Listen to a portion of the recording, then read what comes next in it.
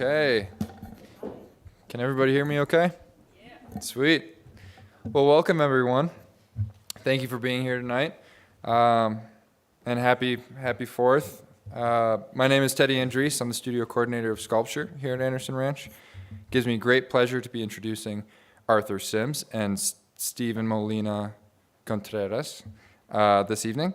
Before we begin, please take a moment to silence your cell phones. All right, thank you. First, I would like to introduce Stephen Molina Contreras. Stephen is a photographer living and working in Brooklyn, New York. He received his BFA in photography and related media from Fashion Institute of Technology. His work focuses on themes of migration, portraiture, and labor. He does this by collaborating with his family and reflecting on their history in El Salvador and New York. His work has been published by Aperture, The New Yorker, Princeton University Art Museum, and has recently been collected by the Hood Museum in Dartmouth, New Hampshire. He's currently in a traveling group show with Aperture Foundation, which just closed at Princeton University's Art Museum and is scheduled to travel to Emory University Art Museum in the fall, and afterwards to the Frost Art Museum in Miami. He's also been invited as a visiting artist/lecturer at NYU, Stanford, and Marble Hill Camera Club, to name a few. He's also attended residencies at Lightwork Foundation in Syracuse, New York, and the second at the Center for Photography at Woodstock, New York. Please welcome to the stage, Stephen.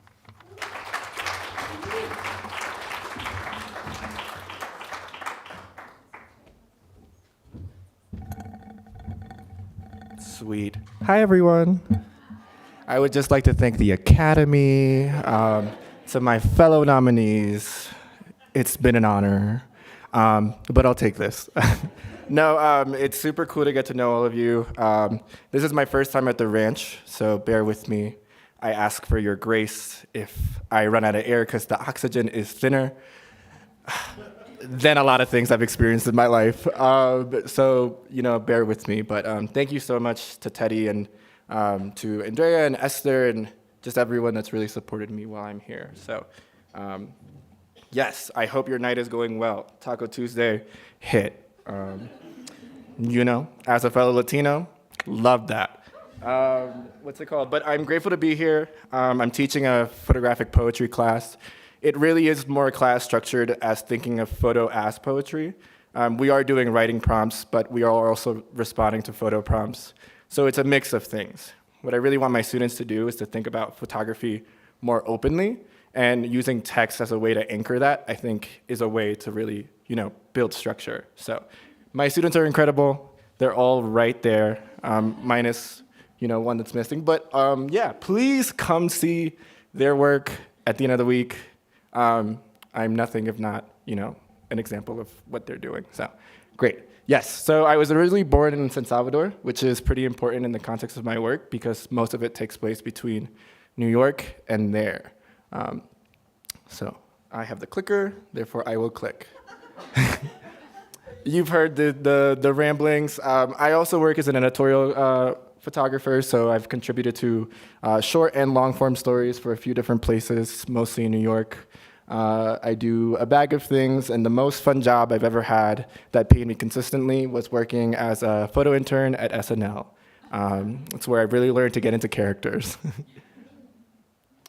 But what I'm going to be showing today is sort of like a progression of work that I've made since 2018, which was my second year in undergrad, that was really sort of exploring the relationship of me and my family and photography.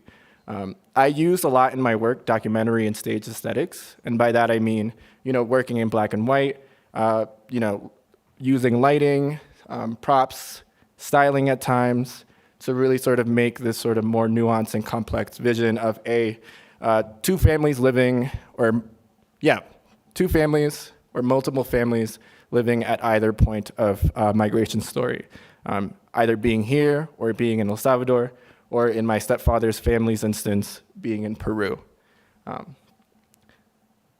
So I didn't really approach or begin to let me break it down. I didn't really approach photography when I first started as an art form, mostly because I never had access to, I think, a lot of the people that ended up inspiring the work that I had, and I think that was pretty important.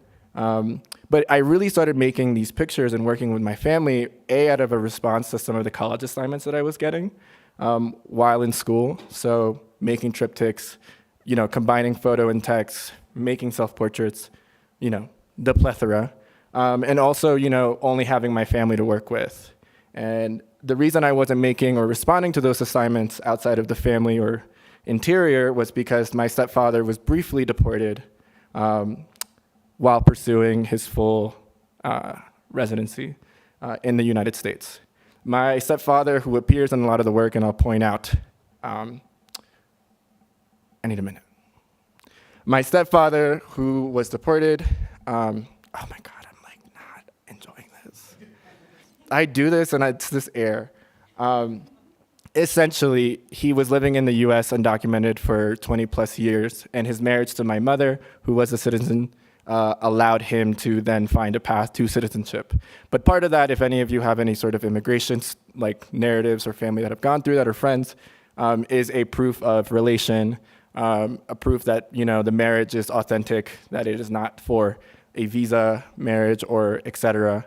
But it also, for at least my family, meant that he needed to leave the country formally so then he could be legally pardoned to come back in. So this was a really tough time, and it's why I sort of get nervous talking about it, because these pictures are really from that sort of time period, or are inspired by that. So, but yeah, so essentially, again, I was really just sort of figuring out my relationship to photography and family and lineage and like other things that I'm concerned with through this sort of event in my interiority in my life. And I really started to sort of make sketches of pictures and think about photography in a way that I thought was more interesting. I will also say that at the time, because I was studying at FIT and my family was living on Long Island and my stepfather was gone, I needed to fill a certain shoe, and I needed to return to help with my younger sister, who is the first US-born sibling that I have, and also just be more present, because of his absence. So in responding to those college prompts, I made, work within that context just out of necessity to fulfill assignments. But through that process, I really started to, think about, my intention within that space, right? Like why I was photographing in black and white. I was thinking about what it meant to sort of look at reflections or pictures that are already existing in my home that were moments in the past that I was trying to talk about. I was really just trying to find a language to reflect on that absence, but then also this shifting of relationships that was happening so immediately. And so I photographed my family seriously for the first time, which was really also interesting because working with people that have never been photographed in such a concerted way can always be surprising. So this was also, a thing that was happening in the background, and I would ask them to collaborate on pictures.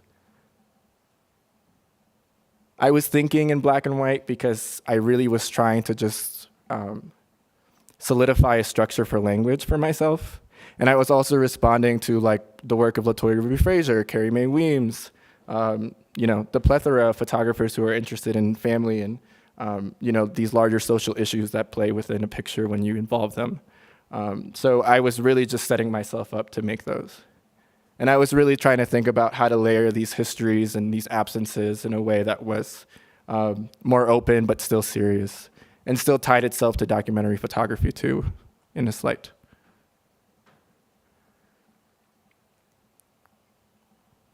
This is sort of one of my first self-portraits that I was making, that I so explicitly involved myself within the space of my mother and her bedroom. But it was also kind of a riff at the time, like an early riff on thinking about the context of how migrants have been perceived within this country and within the canon of documentary photography, and giving sort of a new riff or chapter on that. The great news is that my stepfather was able to return, and that period really sort of changed, my relationship to photography and my family, but it really made me see things differently. Because again, having gone through that experience brought up different sort of emotions that I had towards migration and family before, this sort of event happened, right? Because within my context, I migrated from El Salvador and therefore left, and have always sort of had this tension in between who I am as a person and where my heart and home belongs to. So, this was really a way that brought all of those feelings together. I was also really interested in making clear confrontational depictions of my family, through portraiture, and really not being afraid of having, each person somehow suspended or in action in a photograph, which I thought was really important. I particularly loved this photo and made this photo because my sister, who's my stepfather's first daughter and my third sibling, essentially I just thought it was interesting to see her on this swing because A, it's a fun vehicle to think about a lot of things, but two, even though she's the first US-born sibling, she's still sort of caught suspended in time and over issues of land and borders and fences, but somehow still as a child holding themselves up. And then I really started to think about the future. I really started to think about possibility. I really started to play more around with letting go of control, letting go of the camera, and really sort of involving the family in a way that both elevated our own relationships to photography, but then made the narrative stronger for me to sort of keep going. And it's important to know that in the pictures that I make in the US, they're more typically lit. So as far as technical structure, that I usually use a lighting system or something else that makes it super theatric. But when I work in El Salvador, it's more intuitive, less sort of structured, more so because I'm responding to the space. So I made these pictures in the US. And I thought, well, okay, how can I extend this? What am I interested in, right? So the natural answer for me was to return home as an adult with, mature questions about, fatherhood, masculinity, our migration narratives, how families are split apart and how they sort of come back together. And so I set off with my camera and, started making pictures with intent in that country. So my work sort of shifts. Also, what I will note within this structure of the work, the black and white to color was an intentional decision. Again, black and white was the graphic grounding. And then once my stepfather returned and I had these larger questions, the color really became more important and another way of thinking about openings and restructures.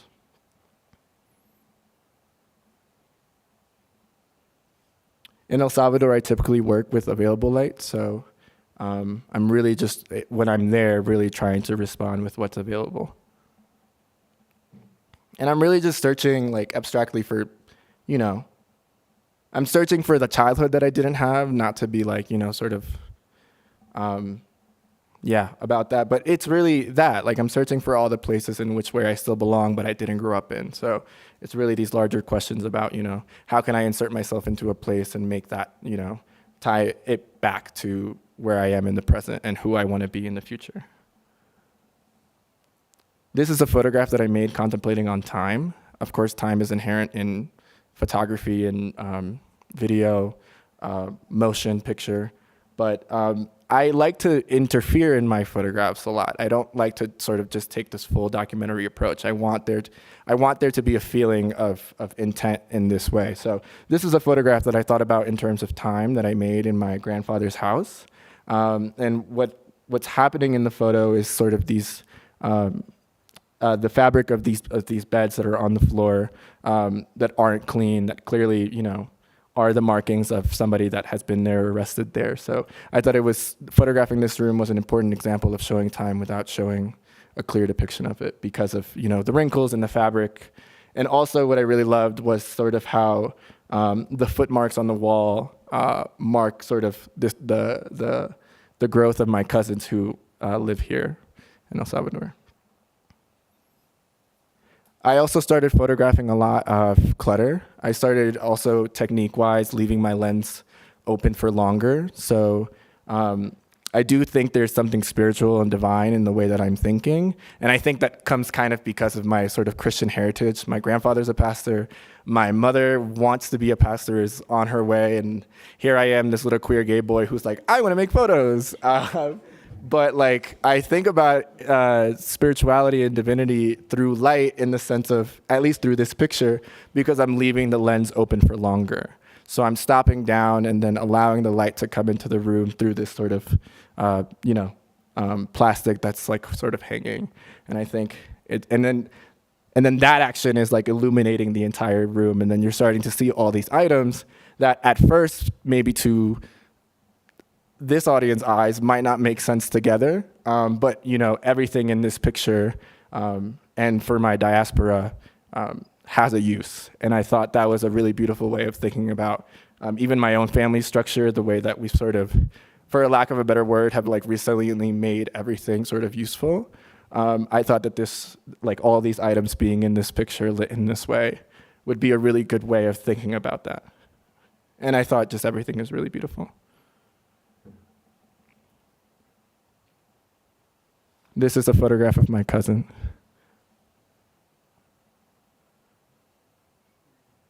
This was another example or another practice in thinking about divinity and time and allowing the shutter to be open for longer. So this is, an important picture within that practice. So in El Salvador, I'm really allowing myself to explore versus in the States where I'm, keeping super constructed. And I mean, even I think that has, a political reason in the sense of like everything here is so manufactured, so structured, so clean, so presentable, where not that doesn't happen in El Salvador, I'm sure, but like the places that I grew up in and that I have memory and desire to be in are, less structured and have more individualities and nuance that I think, people need to see. This photograph was another sort of contemplation on time, but it was also a bedroom within my great aunt's house that was covered, that had this sort of this bookshelf that was covered in plastic. So I thought that was going to be a good way. When I saw it and when I saw the room, I like jumped into the bed, jumped out, set up my tripod, left the shutter open, and I thought that would be a really good way of thinking about, how my family or families in my diaspora or in general protect the sort of things that they want to keep close to their heart. So I thought it was going to make a really interesting picture and conversation. This is a photograph I've made recently back in New York, which I'm very proud of, more so for my own personal narrative, but just because my grandmother, who's on the right, it was her first time that she was able to travel to the United States since my mother left in the early 2000s. So in a lot of the work and the elders that I'm working with, it is like a vast amount of time that is dilated between the two of us at either point of migration. More recently, which is more fun, or not more fun, but like I'm in a state of play. I've been definitely after the pictures generation and thinking about other ways that like, my aesthetics, my structures, my conceptual tools have evolved from pictures I've already seen. Because I am of the belief that, of course, everything we're seeing comes from something that we've seen before or everything we're making. So what I've been doing is I've been exploring the surviving archive that I have of my family's album and rephotographing them, fragmenting, and choosing and being sort of more specific as to like where I push the viewer. And it's also practices in time, right? Because then these scratches and these dots that are left from just time passing on, show the fact that like, existence is always changing. It's never clear, not even in a picture. So, yeah. And it was also a practice in not making portraits because I am a photographer who wants to, be doing more than just that. So it was like, how can I not be so confrontational in the way that I'm making and push myself to find structures and aesthetics and signs that still tied back to, what I was interested in, which is this relationship of photography. This is a photograph that is an example of that. But it's a photograph of me being held by my mom at the airport when she would travel back and forth. when I was younger, and she was working here, then traveling to El Salvador, which I didn't explain, but you can ask after. But either way, it's a photograph that exists, and it's always sort of puzzled me. And what I did when I was fragmenting this sort of work was focus on the flash and push myself and my body all the way, sort of almost all the way out of the picture. But I think this is the reason I love this picture, and I sort of want to keep making work with this aesthetic, which I'll show in the last slide, is because like there's always a maker in a picture. It doesn't matter like if it's, you know, a Facebook post. It doesn't matter if it's an Instagram post or something that's in an album, right? There's always someone that is imbuing some form of history or their own sort of bias or, you know, style within the picture. So I thought this was beautiful because even though it's not, you know, a self-portrait like the one that I was making that is very clear into a reflection, it still is a picture made by a family member of mine that is being reflected then by the flash. So if that didn't make sense, essentially, I'm using this to think about how there's always somebody present at the moment of a picture, which I don't think people think about often.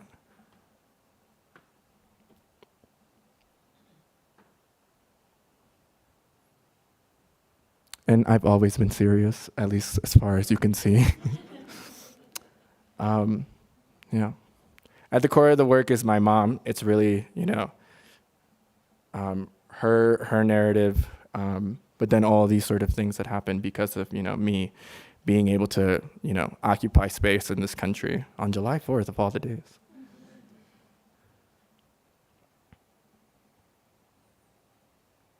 And then one more note that I will say, and I know I'm probably running over time, is that I also connect or think about like the dust in these pictures to the dust on the wall, on the concrete walls that I grew up in. So there's, at least in the way that like I'm thinking of connecting and writing about that work, you know, it all is sort of present within each other, the way things collect over time. And then this one reminded me of the universe and galaxies and the way in which we're all interconnected by light that's traveling, you know, at all times. It really is. I got some good videos for y'all. And that's it.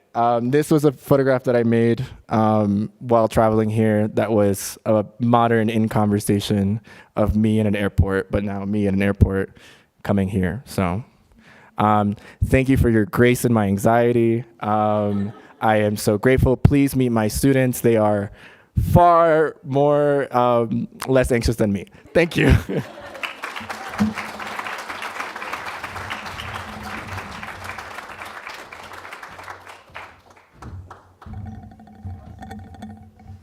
Okay, thank you, Stephen. And I failed to mention there are time for questions after Arthur. We'll give about 10 minutes of questions and pass around some microphones. Okay, so next up we have Arthur Sims. Arthur Sims is an artist based in Staten Island, New York, whose human-scale assemblage sculptures radiate with poeticism and spirituality.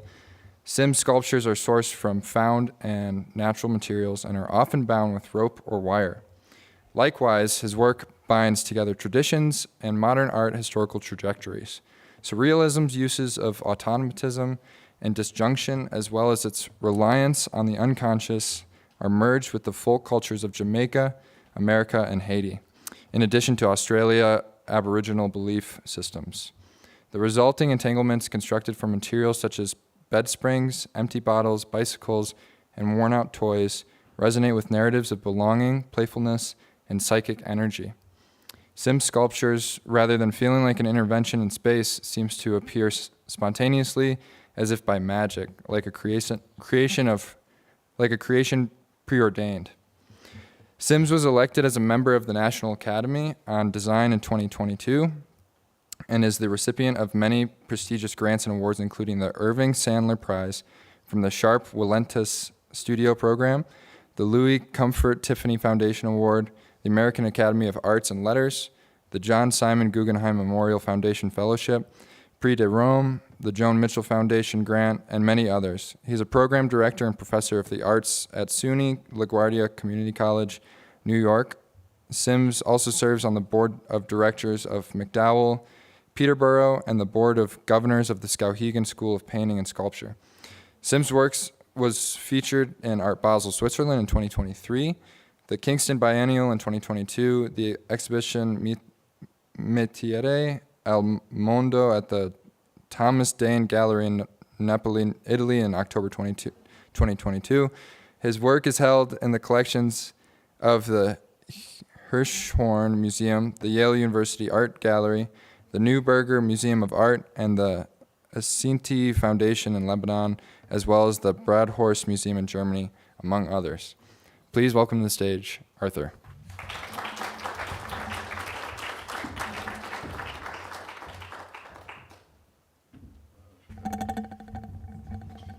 Okay, so let me just set up. Everyone can hear me, right? Everyone can hear me, right? Okay. All right. Okay, so thank you for that introduction, Teddy. All right, so I guess I'll start now. Okay. Okay. So I'm going to show distinct bodies of works over the last 30 years. So this first body of work that I'm going to show was of my show at the Karma Gallery. So this is going to be a video that's going to run for about a minute or a little less than a minute. So the show was of works that spanned, I guess, around 30 years, right? And this show is different in that most of my shows that I do have, they incorporate drawings. You know, I'm known as a sculptor, but I actually do maybe 4 times as many drawings as sculpture. And I'm going to show some drawings also in this slide lecture, right? So.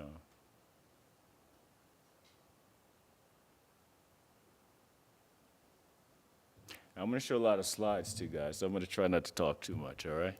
Okay.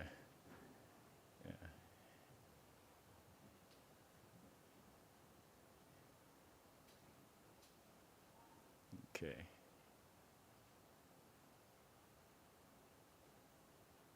Okay, let's go on now.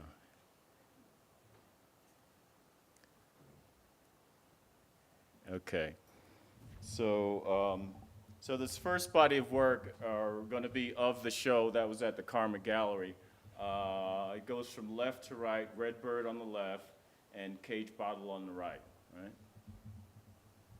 The word cage bottle is bound together by pressure. Everything in that piece is bound together by pressure. In other words, there aren't too many screws or nails that's helping the sculpture to stay together. The only thing that's not bound is the bottle that kind of floats in the cage on the top.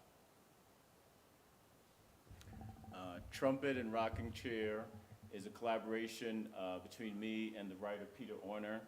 I met Peter Orner at the American Academy in Rome, where we were both fellows in 2002 to 2003. And Peter is very obsessive like me, so we had a conversation early in the scholarship year, and I said, well, you know, if you give me some text, because I use text a lot in my work, you know, I'll put it in work, right? I'll put it in a drawing or a sculpture or what have you. The next day I go to my studio, open the door, and all this stuff is shoved under my door, and it's all this text that Peter wrote, you know. I think I'm talking too much, so I'm going to show some slides because I have a lot of things.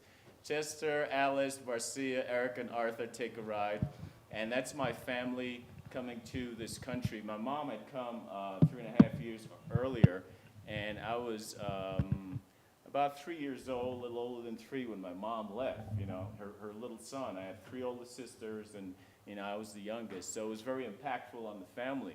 So this piece is about me. It's about you know, this Jamaican coming to this country. It's about the diaspora also, the African diaspora. Dreamcatcher, I've done many Dreamcatchers, 6 in all, and chair. This chair has counterpoise, the Italian word contrapposto. It kind of leans to one side, looks like it's going to fall, and it will fall if you push it. And all the items that are on the chair, they're just sitting there. So in other words, one can go and take, you know, a rock, a stone, or what have you that's on the chair, but you're not meant to take anything, right? So it's about the tension of, You know, can I take it? Should I take it? No, you should not take it, right? Okay. I've done many chair pieces too. Spanish Town references a tough part of Kingston. Brother Dreaming, Six Feathers references Aboriginal bark painting and indigenous cultures of North, Central, and South America. Blue Light I did in Rome, and Apollo I did at Anderson Ranch in 2011, right? And that references the Belvedere Apollo and the Laocoon sculpture. It references classical sculpture, right?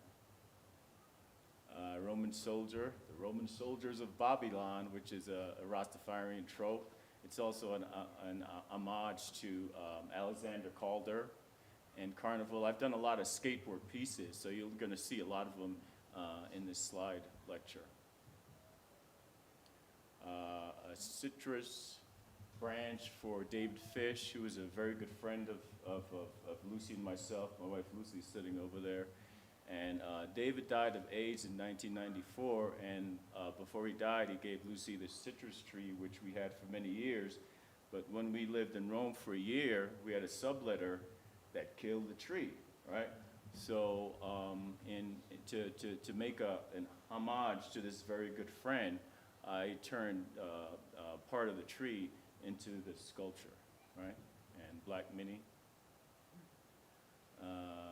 These next two pieces, Giancano and American Bomb, are several of my Mini Cooper and Cinquecento pieces that were started at the American Academy in Rome. And American Bomb actually has an American bomb in it that was dropped during World War II. A friend in Rome in 2003 gave it to me, that his dad had given it to him in the 1950s. You know, people give me things because they know that I use them to create artwork. So, you know, I had to make a piece with that bomb. Red Cooper, Bottled Energy, references calligraphy, bottled energy. Okay. Fat Man, it's a small piece, but don't try to pick that piece up, it's very heavy. And Chump Change is about Arte Povera, the Italian movement in the late 60s, early 70s. That was also done in Rome. Stone on Top is kind of a pun of the Piero della Francesca's Brera Madonna, where you have the Christ figure in his mother's lap, and above his head you have the ostrich egg representing the rebirth of humankind because the Savior is born. So with this, it's a stone on top. You wouldn't want to have a stone over your head, right? I did another reference to that piece that's a more direct reference, so you'll see it a little later in the lecture. And Fat Man is, or Faceman. Faceman means handsome in Jamaica, and it actually has a mule deer head in it that somebody gave me in Helen, Montana in 2013.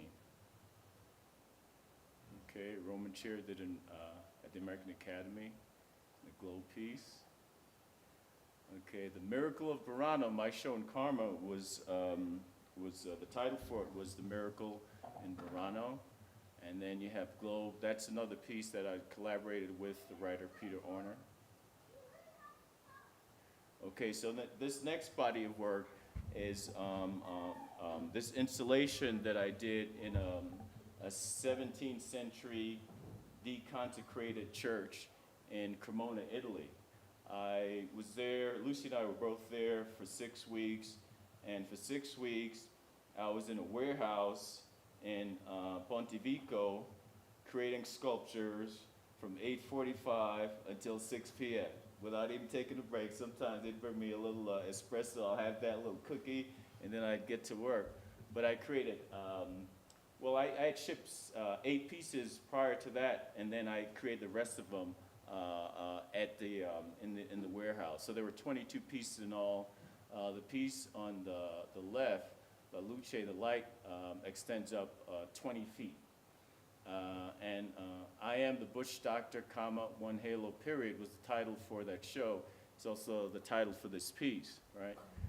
I Am the Bush Doctor, for those of you who are reggae fans, is Peter Tosh, Bush Doctor. Plus it references my dad, who was also a bush doctor, right? Okay. San Carlo Cremona, right? La Barca, the boat. And look at that space. I mean, it's a beautiful space. And there's shark, and it has guitar in it, and that references Stradivari, who was from Cremona, right? And then Piome, feathers.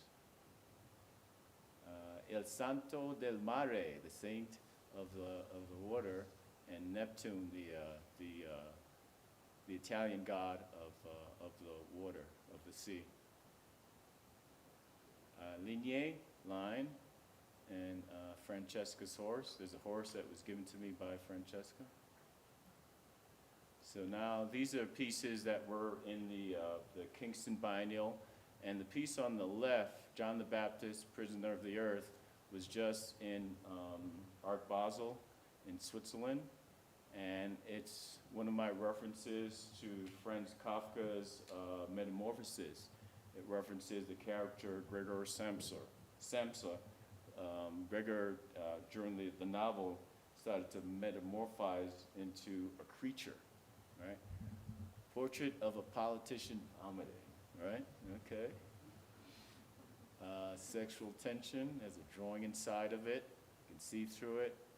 Portrait of an angry man with a gun, which I did see, an angry man with a gun, and I'll never forget that. So I had to make art about it to kind of cleanse my soul of this incident that I saw. That's one of the things that we can do as artists, is like we can cleanse our souls of good things or bad things, right?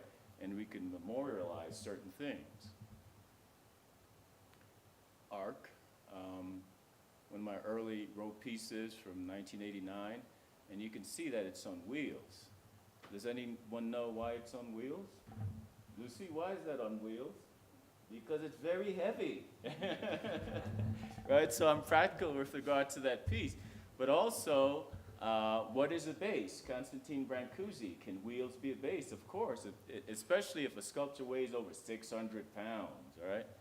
And then I see Manchester as a portrait of my parents, basically. Right? To explain, expound, and exhort, to see, foresee, and prophesy to the few who could or would listen, is a quote taken from the African-American intellectual Dr. Du Bois.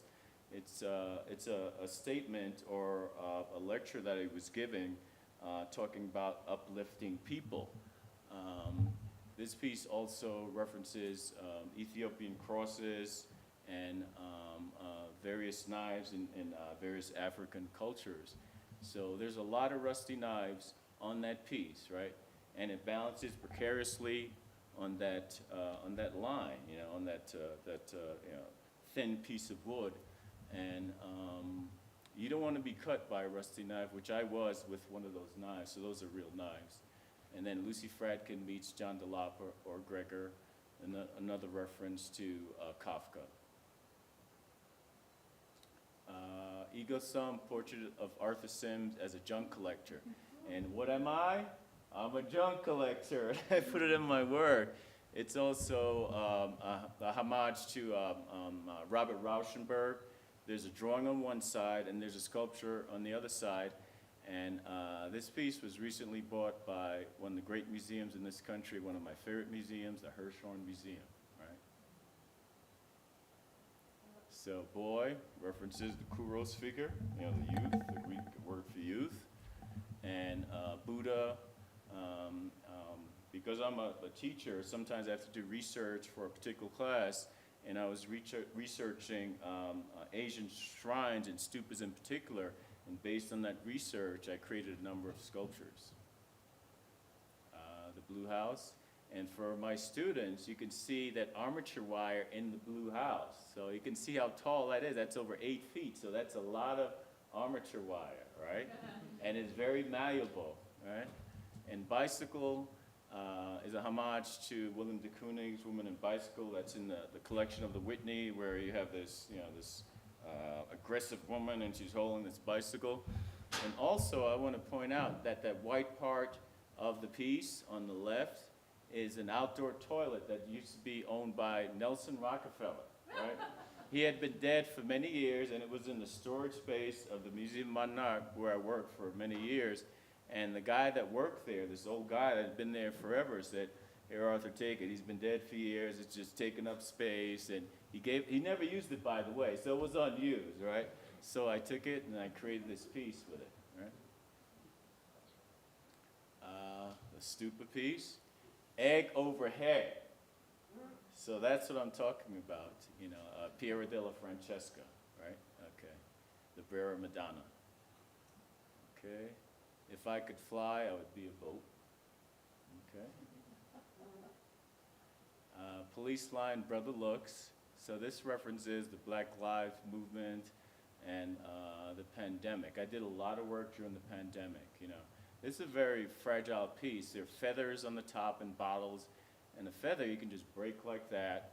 A bottle you can break, you know, just like you can break us as human beings. So it's about fragility, right? You know, we're very fragile. We're still fragile. We're still going through, you know, a lot of tough times because of the pandemic, right? Crossroads, St. Andrew, Kingston, Jamaica, when I was in Jamaica from 61 to 69, and Hampur, If I Were a Bird, an homage to Constantine Brancusi and Martin Prieur. And two of my Dreamcatcher pieces. The one on the right was done at the Rockefeller Foundation in Bellagio, Italy. Great residency. So these are some of my wall pieces and drawings that I was talking about. So I'll just run through these. And the see-through material that I use is acetate, right? Okay. Treme I did in New Orleans, you see, okay. Weeping Man Tonight, that was me during the pandemic, right? Okay. 12/15, it's my birthday. And I say, brother had a very good day, one halo. There's a portrait in there of my sister and her two sons. My sister passed away during the pandemic, and one of her sons committed suicide several years before the pandemic. But in that picture, it was a very good day, right? That kind of references an Ice Cube song, right? It was a good day, I think is what it's called. It was a good day because none of my friends got shot, right? I walked around the hood and everybody was fine. So everybody was fine in that photograph, but then life happens afterwards, right? Brother Looks, Brother Dreams, One Halo, Pandemic Pieces. And now this next body of work are portraits of my mom. There are 15 of them, and they go together as one piece. In other words, if I can't show one or several pieces, I have to show the whole body. Also, if somebody wants to buy it, they have to buy all 15 pieces. And it ain't cheap, right? And the first piece is on cobblestones, like in African art. You see, people are grounded because they have the big feet, and it leans against the wall. Right? And those are her letters. Those are her letters, right? Yeah. 10:10, I see me as a bird. Okay, some more. And these pieces have my hair in it and Lucy's hair in them. Yeah, my mom loved music just like most Jamaicans, right? Right. Isima's Wedding has a little book with drawings in it. And Isima's chair has her suitcase, probably the one that she came to this country with, and she never threw anything out. I guess that's where I got it from, right? But she gave me the suitcase, and I turned it into this homage to her. And now this next body of work started at the American Academy in Rome in 2002, and it references Caravaggio, Black Caravaggio, a whole series of Black Caravaggio, Black because of the tone of the works themselves, and Black that references me, the Jamaican, the African. All right, these two have writings by Peter Orner. Okay, Frederick Douglass, Caravaggio, Black History #3. And those two squares on either side of Frederick Douglass, that's my hair. Okay, colored Caravaggio, colored Henry Holbein. Okay, these last two Caravaggio pieces were done at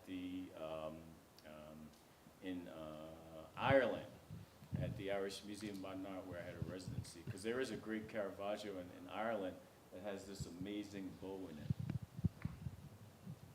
Okay, so this last body of work is just a few more, everyone. Were inspired by my trip to Japan. In that trip, I came across this artist, this calligraphy artist, Japanese calligraphy artist that lived and died in the 20th century, that just blew me away, right? So these references his work. Arthur is Japanese, right? Okay. 2 locations in Japan that we went to. And the last piece, Float, Float, Float On, my sculpture that's on the water off the shore of Staten Island. That's the Verano Bridge in the background. It's over 10 feet tall, weighs over 1,200 pounds, and I actually created the piece, and then I came to Anderson Ranch. So I wasn't there when they put it on the water. I didn't know if it would float, but thank God it did float, because I made it all myself. All my work I do myself. I don't have assistants, because it's important for me to feel the work and to have my touch, all right? So that's my lecture. Thank you.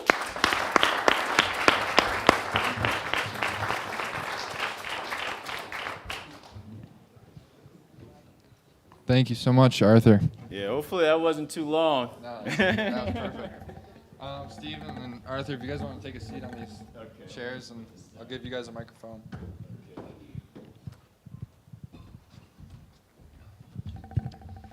So if anybody has any questions, just raise your hand, and I'll bring you the mic.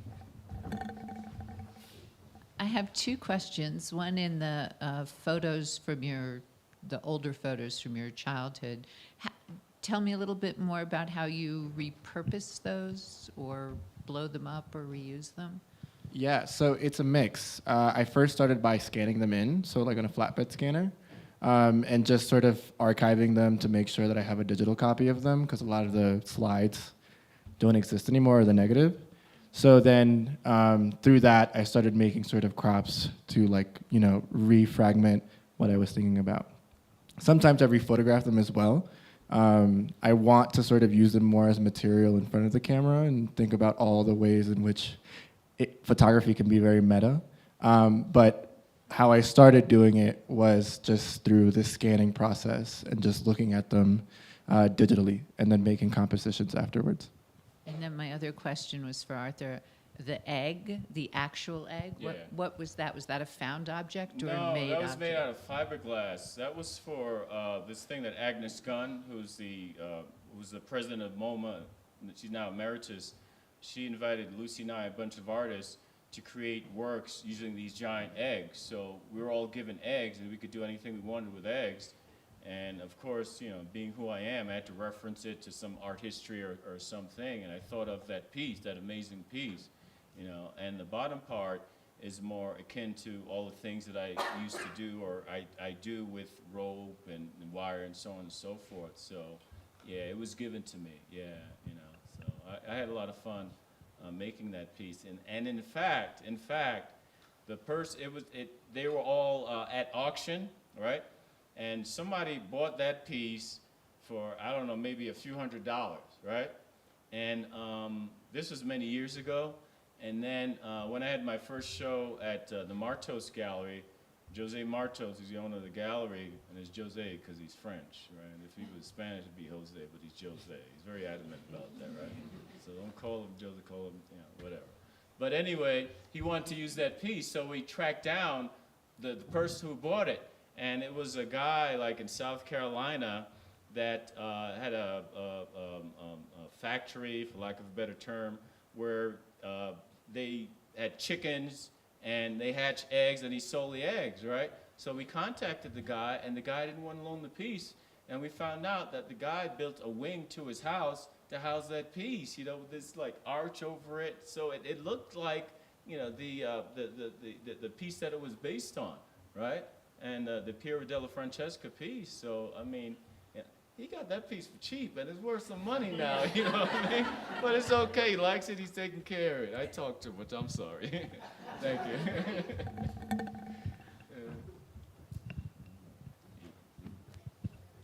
Hi. Stephen, first off, love your work. Super, super inspiring. I have a question for you. I'll ask you this week. And this question's actually for Arthur. Sorry to psych you out there.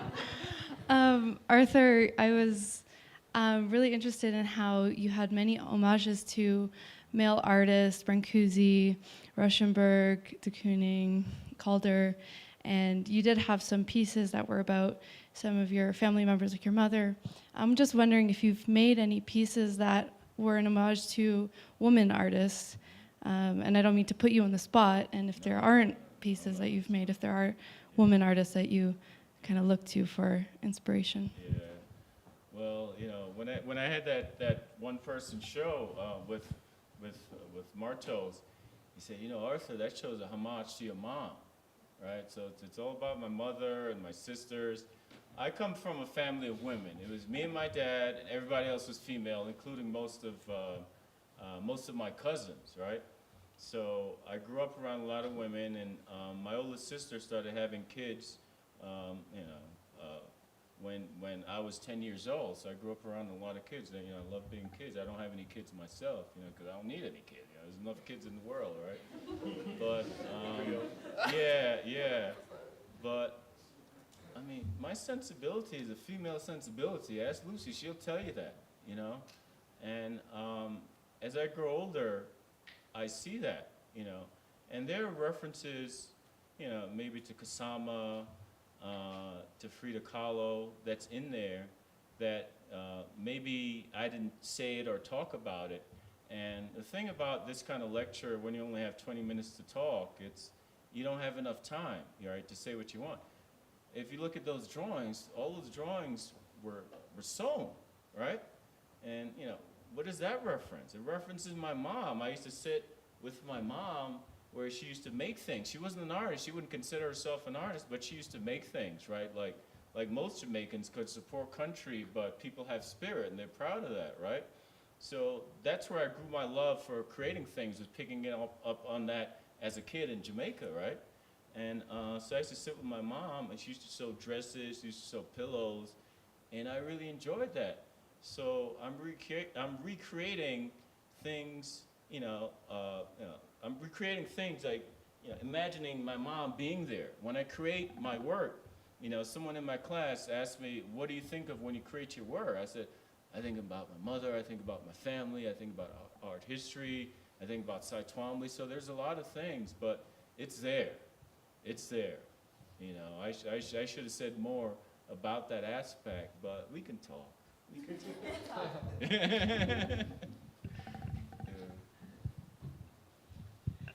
Hi, Stephen. I just had a quick question for you about yes. Yeah, you spoke about text being important in your work, and we don't see it represented physically or visually within your work. And I was wondering if you could just talk a little bit about the way it incorporates in the behind the scenes and your practice. Yeah, so as far as my relationship to text in terms of these pictures, it's more so in the form of like an artist statement or sort of like a record that I have, these sort of fragmented things that then add context to the pictures. But honestly, I don't want to share those yet because I feel like which maybe I'm creating too many structures as an artist right now at the moment around that, but like I want to have some semblance of control of that text before I put it next to these pictures. So I feel like for this sort of lecture where, yeah, I sort of want to focus on just picture making, it doesn't appear. But I will say, within the context of at least captions, like it is very important for me to at least identify geographically where the pictures are happening. So at least in the context of this presentation, that's how it's going. And in the context of the private is more so of a long form sort of essay with fragmented notes of that experience.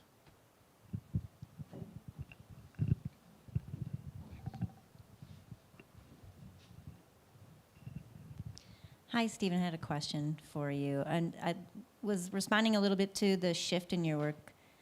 Maybe it's not entire shift, but where your later pieces that you showed, later photos, there's more of an indication of something happening beyond the frame. And I'm wondering if you could talk a little bit more about that shift. As in, like, the... Subjects Yeah. to more of a expansion of that, things continuing beyond the frame that we can't see. Got it. Well, that shift really came also out of necessity, in the sense of I'm not traveling to El Salvador as often as I'd like to.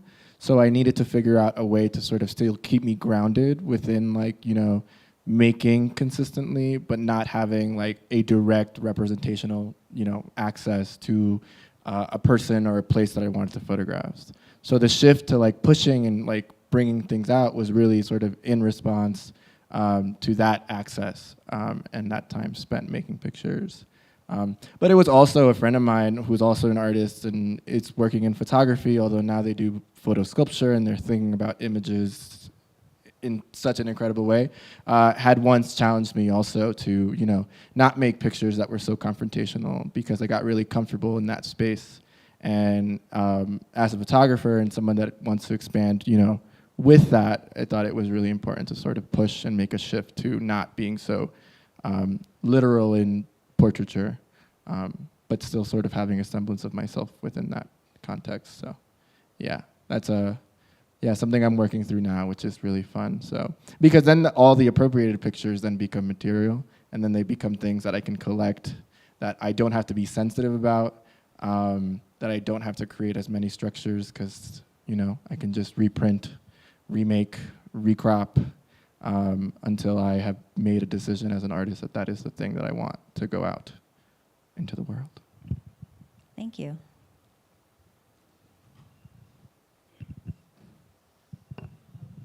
Arthur, I know we talked a little bit about the floating piece, but I wonder, are you considering doing any more of those? And you mentioned something about anchoring it, I thought, today, or maybe you could talk a little bit about that, because it's such a complicated piece. Yeah. I don't know, and so Yeah. interesting about anchoring it. Yeah, I thought you said, you didn't say it now, but I just wondered if you could talk a little bit more about that. I didn't know if anything would work, to tell you the truth, because I'd never done anything on water before, and there's certain things that have to happen if you have a piece on water. You know, it has to float, right? I didn't know if it would float. I mean, like I said, the piece weighed over 1,200 pounds, and, you know, I first made it in my studio, and then we transported it to another space where I then made the platform.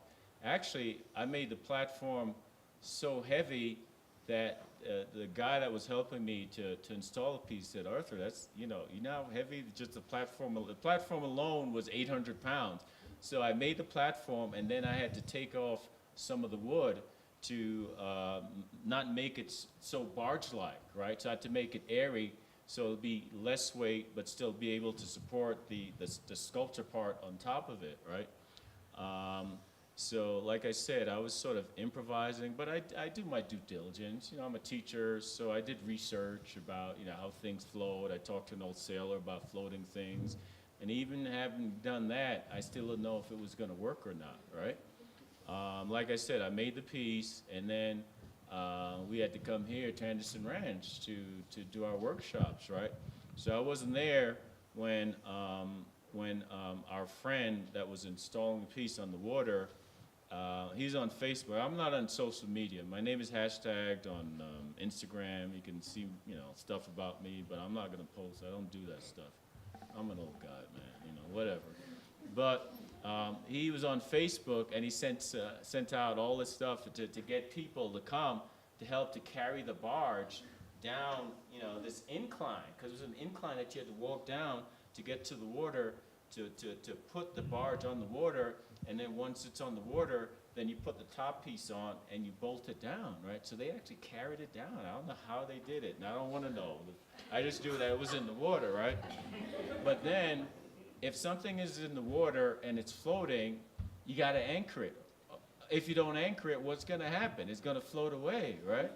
But luckily, I mean, there's these pylons, so it was on the water, but it was encased in, you know, in this area where there are pylons, right?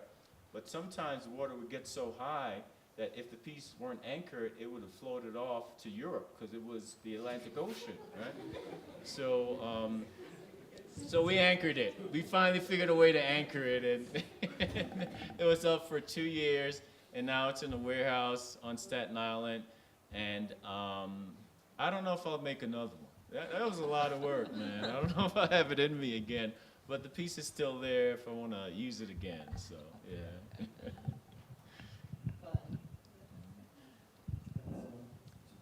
Thank you guys so much.